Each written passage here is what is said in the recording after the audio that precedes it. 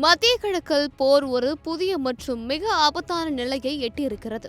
America மற்றும் இஸ்ரேலின் தொடர் தாக்குதலுக்கு பதிலடியாக ஈரானின் புரட்சிகர பாதுகாப்பு படை இப்போது ஆபரேஷன் ட்ரூ ப்ராமிஸ் போர் நடவடிக்கையின் 63வது கட்டத்தை தொடங்கியுள்ளது. இந்த புதிய கட்டத்தில் வளைகுடா பிராந்தியத்தில் உள்ள அமெரிக்காவுடன் தொடர்புடைய பல எண்ணெய் சுத்திகரிப்பு நிலையங்கள் மற்றும் எரிசக்தி ஆலைகள் ஈரானால் தீக்கிரையாக்கப்பட்டுள்ளன. ஈரானின் உள்துறை அமைச்சர் இஸ்மாயில் காதிப் மற்றும் பல மூத்த அதிகாரிகள் கொல்லப்பட்டதற்கு பழிவாங்கும் விதமாகவே இந்த அதிரடி தாக்குதல் நடத்தப்பட்டுள்ளதாக ஈரான் அதிகாரப்பூர்வமாக அறிவித்துள்ளது.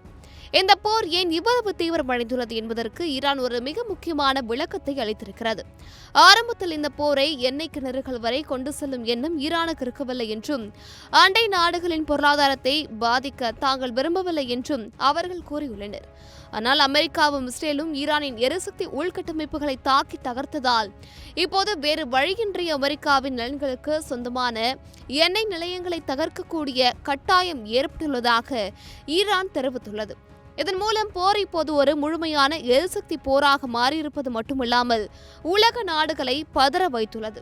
இராணுவ ரீதியாக பார்க்கும்போது ஈரான் தனது கற்று எனப்படும் பல முனைகளை கொண்ட ஏவுகணையை பயன்படுத்தி இஸ்ரேலின் தெற்கு பகுதியில் உள்ள இராணுவ நிலையங்களை தாக்கியுள்ளது. அது மட்டுமின்றி கத்தார், பஹ்ரைன், ஐக்கிய அரபு அமீரகம், குவைத் மற்றும் சவுதி அரேபியா ஆகிய நாடுகளில் உள்ள அமெரிக்க இராணுவ தளங்களும் ஈரானின் ஏவுகணை மழைக்கு தப்பவில்லை. டெல் அவீவ், ஹைஃபா மற்றும் நெகேவ் பாலைவனம் போன்ற இஸ்ரேலின் முக்கிய கேந்திர மையங்களும் ஈரானின் ஏவுகணை இலக்குகளாக மாறியுள்ளன. இறுதியாக அமெரிக்கா மற்றும் இஸ்ரேல் கூட்டுப்படைகளுக்கு ஈரான் ஒரு மிக கடுமையான எச்சரிக்கையை விடுத்துள்ளது. ஒருவேளை மீண்டும் ஈரானின் எண்ணெய் நிலையங்கள் மீது தாக்குதல் நடத்தப்பட்டால் அமெரிக்காவின் கூட்டாளி நாடுகள் ஒட்டுமொத்த எரிசக்தி கட்டமைப்பையும் முற்றிலும் அழித்து சாம்பலாக்குவோம் என்று ஈரான் எச்சரித்துள்ளது.